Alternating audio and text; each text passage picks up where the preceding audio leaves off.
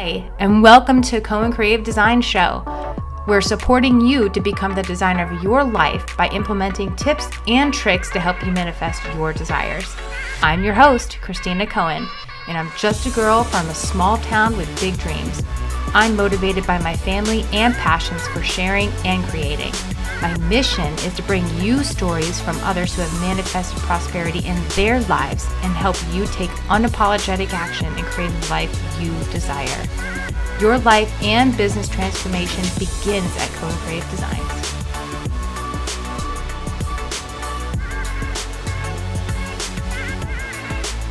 Say good morning and welcome. And I want to say thank you so much for jumping on. And Bryan, welcome, and tell us a little bit, Kasch, right? It's like you pronounce your last name Kasch, like John Kasch. That's like cool money. Yeah, that's it. Thank you very much. Good morning. Thank you for having me. It's a pleasure to be here. All right. So can you, tell us a little bit about yourself. So, my name's Bryan Kasch. I'm 35 years old. I got into flying February 1st, 2007 was my first lesson. So I've been flying just over 16 years. And I took a little bit of a slow road to get there. I lived near a regional airport, and there was a mom and pop, flight school there. And I just worked there, or excuse me, I took lessons there. And then I worked as a lifeguard at the local park district. So I lived, worked, and flew, had a place to train, all within a 4-mile radius of each other. So it was great to be around family and still have a job and some income, and be able to make moves and train towards the career that I want. And again, I've kind of done a little bit of everything. I've dabbled in some news, reporting traffic. I've done pipeline inspections, surveying, making sure these underground pipelines don't have any indications of leaks, or that nobody's excavating on top of them, because they have to have proper permits to do that. That was a weekly survey up in Chicago, where I'm born and raised, around the big airports. And then I've been doing tours for the last 3 years, and of all the different things that I've done, tours are what I've enjoyed the most. I've flown nearly 6,000 people in the last 3 years. None of them have ever gotten sick, so that's a pretty good record. And just the joy that it brings people. A lot of these people have not been in a helicopter before, or have seen where they're at from an aerial perspective. And sometimes it brings tears to people's eyes. It's really neat, and they're celebrating different things, whether it's graduations and anniversaries, birthdays. I've done probably 20 different wedding proposals in either before the flight, during the flight, or after the flight. I've never had a no, so it's been all success so far. I've done gender reveals, revealing the sex of a baby with colored smoke blowing out of the helicopter when they're on the ground observing it, and they get to see the color of the smoke and know the sex of their baby. So they're really incredible machines, and there's such a wide variety of uses for them, not just for fun and joyful purposes, but for life-saving and that type of stuff as well. You taught me about the agricultural use for helicopters, and I was never in my entire life did I even think something like that existed. So you want to elaborate on that a little bit? The couple different examples that you gave me?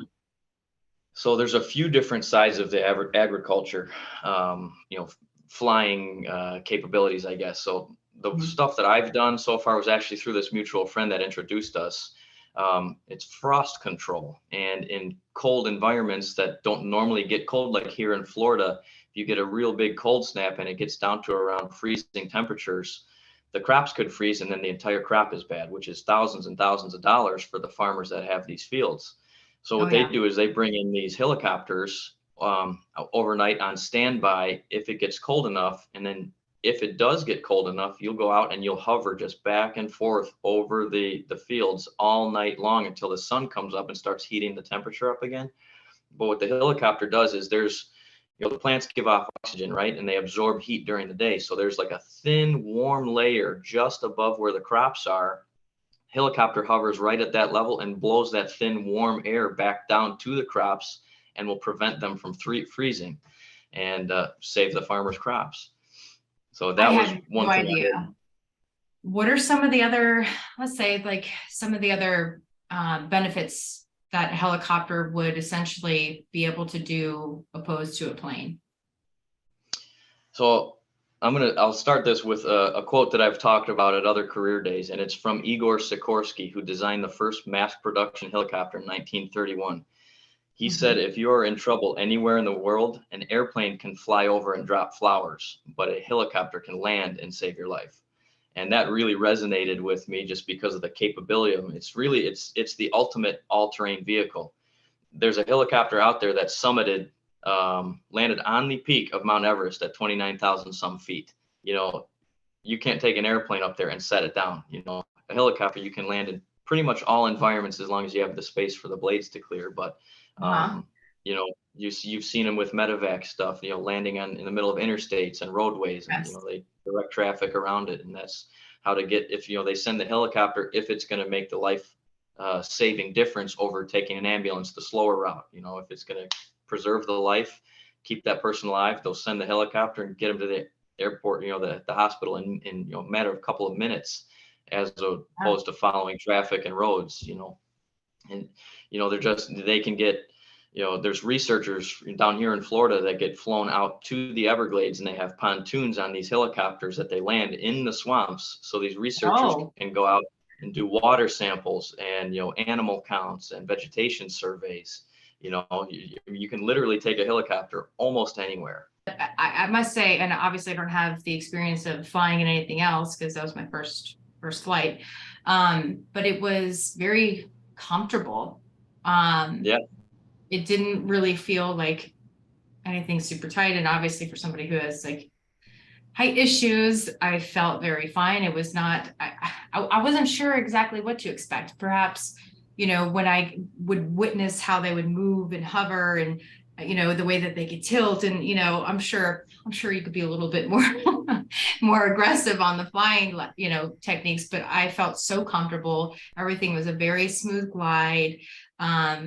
You know, it didn't feel as fast, I guess, as what I thought it was going to feel. You know, it was just a very unique experience. If anybody's ever interested in flying, I obviously recommend you.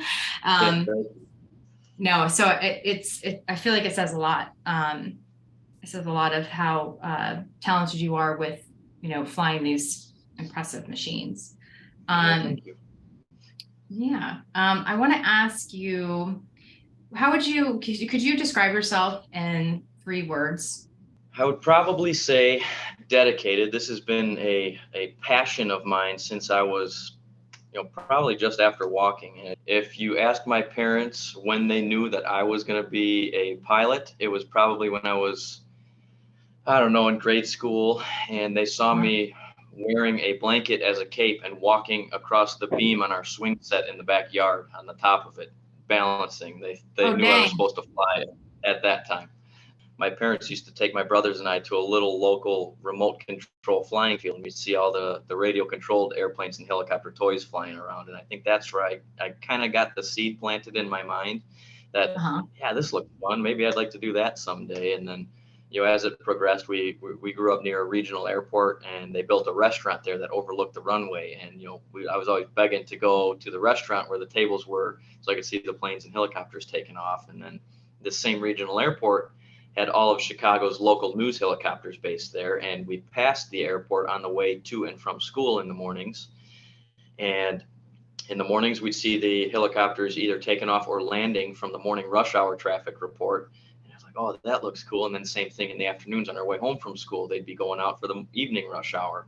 It's like, maybe I'd like to do that someday. And then, you know, I went through high school, and I got interested in carpentry because I was in woodshop classes, and I thought that would be cool. I've always liked working with my hands and creating things, and I thought that would be cool. And then, you know, up in the Midwest, you know, it's kind of a seasonal job. You know, you get kind of laid off in the winter at times, you know, when it's too cold, the ground, you can't dig. And then I was like, maybe I'll see what this, you know, come back to this flying thing and see what, you know, what happens with that. So I took a ride in a helicopter 2 or 3 months after I graduated high school that summer. And then I absolutely enjoyed it to the fullest. And then I found the little flight school just at that same regional airport that I used to go look, beg to go watch the airplanes at the restaurant. Took a lesson. That was February 1st, 2007, and I've never turned back. So dedication, from early on. How old were you on your first flight lesson? I was 19 years old. It was right after high school. I'm not trying to like toot my own horn or anything, but like I enjoy people. I enjoy meeting people and like providing an experience to them and making them feel comfortable. I mean, I probably have at least one person a day that's at the very least never been in a helicopter, and then on top of that is extremely nervous about being in one. Usually all it takes is a couple minutes. I tell them about the safeties, of helicopters versus airplanes, and that you don't feel wind and turbulence and gusts as much as you would in a small plane. And they're like, okay. And I was like, I promise you'll be fine after 5 minutes after takeoff. And almost all the time they are. I think out of those nearly 6,000 people I've flown, I can count on one hand how many times someone was just uncomfortable, either the whole time or, partial of the way through, they told me, if you don't mind turning around, let's go back. This is a little much. But other than that, everybody's had an incredible experience, and it's opened their eyes to, helicopters aren't what they're perceived to be, like what they show in movies and TV shows. They're really an enjoyable experience. But yes, you're personable. I would totally agree with that. I feel like you're a great personality for especially the tours, and for people who are nervous, like moi. Yeah. So what would be the third thing that you would probably describe yourself as? I would probably say just fun. I like to, I'm blessed to do what I do. I truly and thoroughly enjoy it. And I like I have fun doing it. More than half the time, I have to remind myself, wait a minute, this is actually a job. I'm working right now, but and I like to share that with people and, want people to be around me and come back for more. I've had, a few returning customers that have followed me from, that I've given a tour in Chicago, and then they came to Key West, and now they've done it here in Miami with me. They're repeat customers just from the experience that I've, provided for them. They've gotten to like helicopters, and they want to go see something in a different area, with a helicopter. So it's really neat. And, they wouldn't be doing it if they weren't having fun. And I feel like I'm pretty decent at providing a fun experience for them. And again, it's all stemmed because I'm blessed and have fun doing it. I would definitely agree to that. Fun is, I think it's so breathtaking of an experience to be hovering around, Earth like that. I've actually thought about giving you a call when I'm stuck in traffic, and this is ridiculous. My office is literally like 2 miles away from the house. But yeah, no, absolutely. I feel like, it provides such convenience, the experience. I love all the other different unique things that you do too, especially like the proposals. So if any of you fellas out there are, looking to really one up your buddies or whatever to make such a memorable experience. This guy Brian's got some good luck too. So they've always said yes so far. Yep. Got a good record going. Yeah, it is pretty affordable, for, the experience. I feel like there's a lot of other individuals that would spend a lot more money on other things that don't provide half of the things that you come away with, with experiencing a really unique helicopter tour. So I want to know, if you were to give advice to your younger self, what would that be? Probably to never give up. There's times in life where you may need to slow down a little bit, but never stop moving forward. Never let go of your dreams and your goals. It doesn't matter if you're moving an inch at a time or a mile at a time. As long as the direction's forward, that's where you need to be going. And just keep after it until you attain, the goals and the dreams that you want, because it's possible if you put in the work and the motivation to keep you going. And the rewards are more often than they are not. So yeah, no, I would definitely agree with that. Since I feel like you have a lot of different, to me, I feel like your position is very unique, but is there something that you feel like you want to learn? I'd really like to learn how to fly airplanes, actually. What? Yes. Helicopters, I went straight to helicopters because generally the jobs are way more fun, and there's so much more uses Uh-huh. for helicopters than you would think, and that compared to an airplane. But the reason I'd like to learn how to fly an airplane is because I'd like to own an aircraft someday, and airplanes are much more affordable and practical for personal use than a helicopter is. Uh-huh. And I'd like to, anytime I have to go somewhere, I'd like to be able to fly myself where I want to go, even if it's the slow and scenic route. I don't Yeah. particularly enjoy standing in security lines at major airports and then, being on an airplane with 150 other people. So I'd Yeah. like to throw a couple of friends in a bag and, take the slow, low scenic route. So if somebody were thinking about going into flight school, um, it almost sounds like you did that a little backwards. Is that what I would you did from recommend somebody who's going into this do? So if you have absolutely no aviation experience at all and you want to get into it, I would recommend going fixed wing, which is airplane first. Mm-hmm. Generally, airplanes for the cost of training are about like a third of a cost of what a helicopter is to rent for training purposes. So Wow. that said, coming in with no aviation knowledge, you'll learn stuff that you can carry over from airplane to helicopter, like the study and understanding of aerodynamics and weather and navigation, communication, physics, Mm-hmm. that type of stuff. Because that's the stuff you can carry between airplane and helicopter, but you'll learn it all at a third of the cost initially, and then you'll Mm-hmm. know it after you get your fixed wing rating, your airplane license, and then you can just go and get what they call a helicopter add-on license, where you already know that stuff. You just have to learn the controls of a helicopter and the helicopter specific aerodynamics, because airplanes, the wings are fixed, which is why they call them fixed wing. They don't move. Uh-huh. Helicopters, our rotor blades are considered wings. They're rotary. It's a rotary wing aircraft. So the wings spin. So there's a different set of aerodynamics with a spinning wing versus a stationary wing. So you learn Mm-hmm. just pretty much that, and how to fly the controls of a helicopter. And in the long run, it'll save you money if you're wanting both licenses. Mm. That's good to know. So do you have any other pointers for anybody to look for, maybe scholarships, especially for those who are not in, high school or coming out of high school anymore? I have a couple of buddies of mine that I've met or that I've talked to, that they've later in life received their, went to flight school to fly airplanes. Right. But I know it's not a cheap school or industry to get into or hobby to have. So could you give a few pointers on that? So for somebody to get interested and start getting kind of like, I guess, coached or mentored, there's this organization out there called Young Eagles, and it's underage kids, below the age of when you're able to start like training and getting your licenses, that they'll give rides and get you around the aircraft, and you'll start seeing different aspects of the aviation industry, and that kind of like will help plant the seed in the head of the kid Yeah. that's going there. And then there's organizations out there like the Civil Air Patrol. It's kind of like a step above Boy Scouts, but less than the military. It falls under the U.S. Air Force, I think, but it's kind of like a lot of local regional airports have a branch of the Civil Air Patrol, and you join and you commit. It's kind of like they meet weekly, I think, and they'll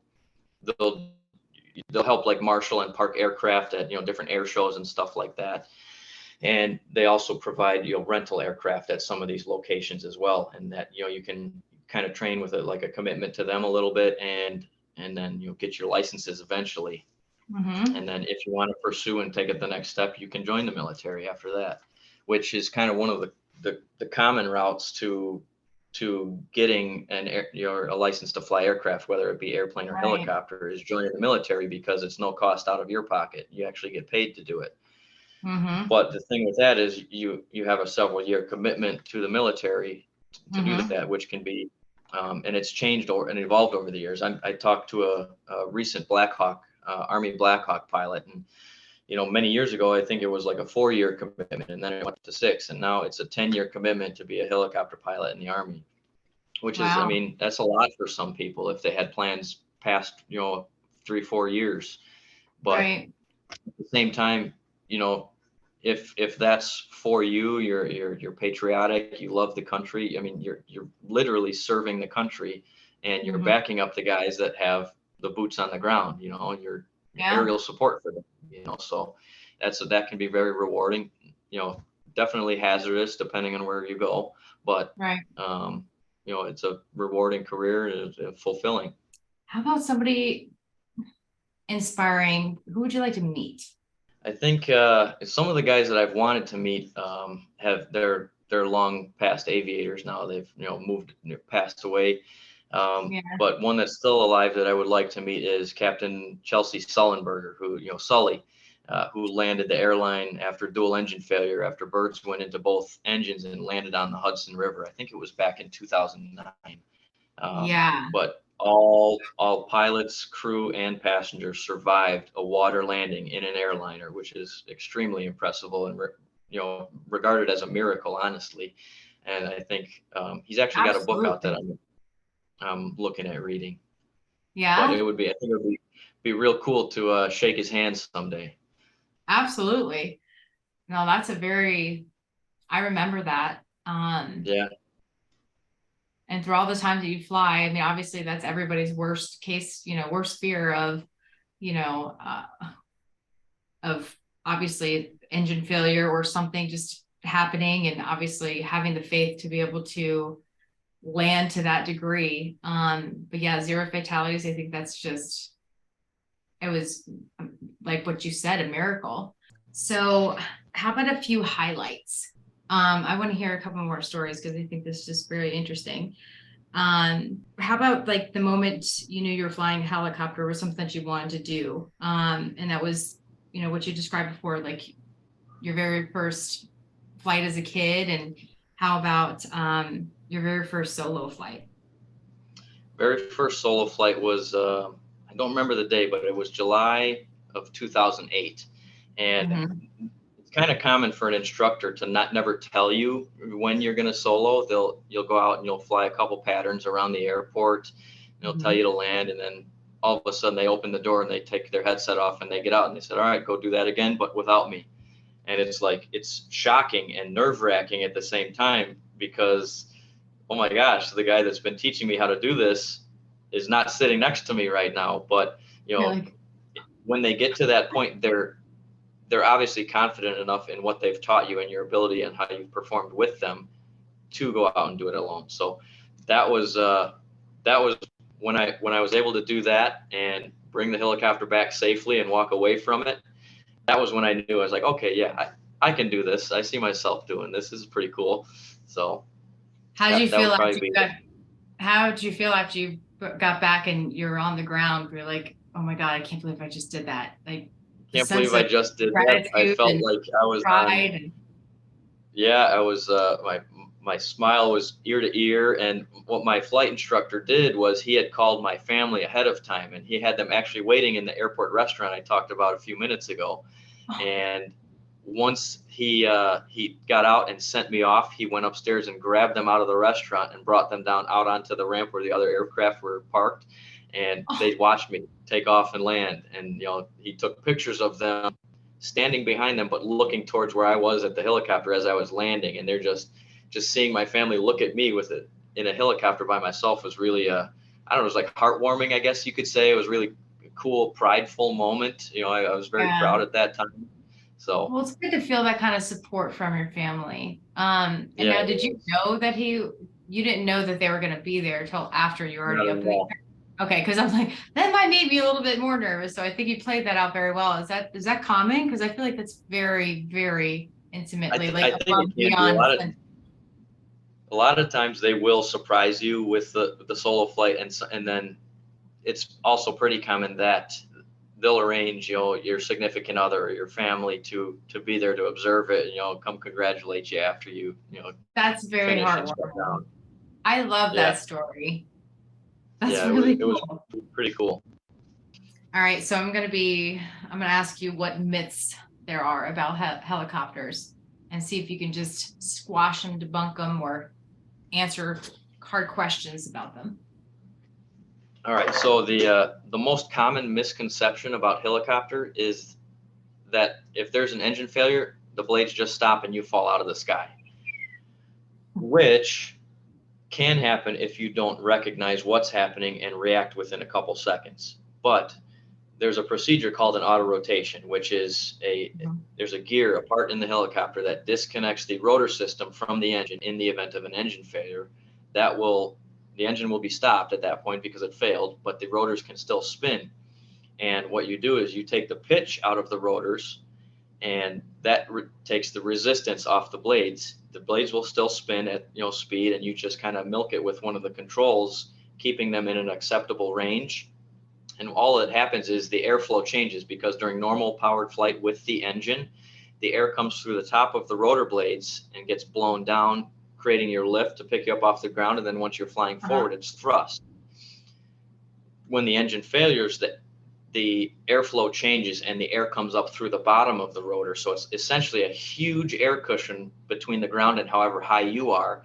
And you're just kind of gliding down with the rotor spinning. And as you get close to the ground, you start to pull that pitch back in to slow your rate of descent and cushion your landing. And if you know what you're doing, you recognize the onset of the engine failure and react accordingly, you can absolutely walk away from a total engine failure in a helicopter. It does not fall out of the sky. It does not lawn dart into the ground. It absolutely can if you don't know what you're doing, but you train very heavily for this procedure in your initial license training. And it's very stressed and very important to obviously know that, especially if you have passengers and, you have to be able to walk away. Have you ever experienced engine failure? Thank goodness, no. I've practiced for it many times, and I've just never had to do it. Everything I've flown has been very well maintained, and every time I fly it myself, we have to do a pre-flight inspection. There's a checklist you follow. You kind of comb through visually, and whatever you can touch, every nut and bolt, you make sure it's tight and things are moving and secure the way they're supposed to, and then you ensure that the aircraft is safe to fly every day. And then there's specific hour requirements every. If an aircraft is used commercially, like what I do with the tours, every 100 hours the aircraft is flown, it goes to maintenance, which is just preventative maintenance. An actual approved FAA mechanic looks at it. They take the panels off, they change the fluids, they inspect things, tighten things up if it needs it, and sign it off to continue flying. I love that they're strict on that. I mean, it obviously brings you a little bit more peace of mind and a sense of security that, the mechanics are being obviously taken care of. That's pretty major. And I had to ask if you'd ever experienced it, just because, genuine curiosity. Obviously you're still here and having this conversation. So if you did, it all went well. But that's good. We're going to continue to pray that, everything else is just seamless, but definitely have faith that I put my life in your hands. So that shows the amount of faith that I have. Very good. Thank you. So how about, since I'm sure this is going to be very hard for you to really pinpoint a certain scenario or situation, but what would be like your most memorable experience? Because just earlier you described how you obviously, with the gender reveal parties, like that's a huge moment for people. Or, when somebody asks another individual if they're going to spend the rest of their lives with them. I mean, those are all very memorable experiences. So how do you pick one? And if you do, what is it? So it's, like I said earlier, I've flown quite a bit of people, nearly 6,000 in just the past 3 years of the 16 years that I've been doing this. And I think there's probably two. It's a coin toss between which is more significant than the other. They're probably equal in my eyes. But it was while I worked in Key West, I flew for a tour company down there for a year and a half. And it was shortly after I got there, I was flying a German couple that spoke very minimal English. And it was a sunset flight. And how we timed the flights was we took off about 20 minutes before the sun dropped below the horizon. So as we were heading back to the airport, we were facing the west so they could actually see the sun lower below the horizon. And we had kind of been trying to talk to each other in broken English, broken, German. And it got very quiet all of a sudden, right as the sun was disappearing. And I looked back to check on them, and I saw a tear roll down the wife's cheek, and the husband spoke a little bit more English, and I was like, "Is she okay?" And she said, "This is the most beautiful thing she's ever seen," and that really touched me a lot, because at that point I had like, oh, I see this Wow. all the time, but for somebody that hasn't seen it before, it was extremely significant. Yes. And then there was also it was a similar organization to Make a Wish, for terminal children or whatever. Oh. And I flew a young girl and her mother. She wanted to go in a helicopter, and I forgot the disease or the sickness that she had, but you wouldn't know it looking at her. She was a very strong girl, and we took her for a flight, and she was ear to ear, smiling through pain and whatever was troubling her. And she said this was the best day of my life. I think she was 9 or 10 years old, and I told her that meeting her was my wish come true. And we gave each other a hug and sent her on her way. So those were probably the two most significant moments in my career so far. Wow. That really weighed Yeah, a lot on my heart. That's so incredibly special and unique that you had that ability to meet somebody that, or even be a servant of someone to that degree. And absolutely. that really means a lot. I'm sure that meant a lot to her. It did. I'll never forget it. So I don't know. I've tried to describe this to others, and one day just this thought came, across because I love to travel. I don't get to do it quite as much as I'd like to, but we all gotta work sometimes. Um, but I try to describe this to people where that sense of like intaking your actual abilities of being present of exactly where you are, doing exactly what you're doing, taking it all in between the visuals, the sense of, how it smells, the feel of where you're at. So it could be temperature. And this goes for all over. Right. And every place that I feel that I've traveled and I've been able to disconnect from everything else and just be right where I'm at, I've taken in so much. And I actually had some of those peaceful moments in my life, saying that I'm going to take like these mind pictures or like take these experiences that I've been able to see and touch and feel and experience and hold those things with me. And I call them like, heaven pictures. And these are the moments that I'm going to be taking with me before I go. So, it's going to be a peaceful transition to know that these are like those times in my life that I've had so much gratitude to be able to experience and take with. So I feel like what you do, you serve a lot of that for the people that you take on tour. So I think that's very special what you do. Yeah, it's I'm definitely blessed to be able to do it and share what I do with people from all over the world. All Yeah. different countries, and celebrating different things. It's really incredible. I got to pinch myself sometimes to remind me that this is real life, and I get to do this. No, absolutely. So there's a sincere gratitude and appreciation for what you do. So thank you for that. Thank Um, you. I would like to know, or for you to be able to describe to anybody how we can get in touch with you and enjoy some of those breathtaking experiences, because it's so cool to fly where we were flying. So I work for a company. It's called Hilly Air Miami, and it's based here in Miami, Florida, at Tamiami or Miami Executive Airport, which is about 30-minute drive southwest of downtown Miami in Kendall, Florida. And you can go on our website, which is www.fly-miami.com, and you'll see a button that says book online now. It'll show you the different tour options and packages that we have, and you click one of them, whichever you decide you want to do, and then it'll bring up a calendar, and you will select the day that you're interested in, and it'll show you all the available time slots for that day. You just click that, plug in your information, and it'll go right to our schedule. Super easy. Do you Yeah. recommend, obviously, other than like the phone and the picture taking stuff, is there anything that you would recommend somebody take with them for a tour? Um, Just a good attitude. It's a fun thing to do, and just be ready to have a good time. Yeah. You can wear whatever you want. I've flown some kind of ridiculous outfits before, but yeah, make sure you have something to capture pictures and memories, and just enjoy yourself. Whatever you need to bring that will allow you to enjoy that. Please, by all means, do it. Super easy. Thank you for that. Well, I'm going to link all of that stuff in, show notes, and make sure everybody knows how to find you. You did an excellent job at describing all that. And I can't wait to fly with you again. Yes, that would be wonderful. I look forward to it.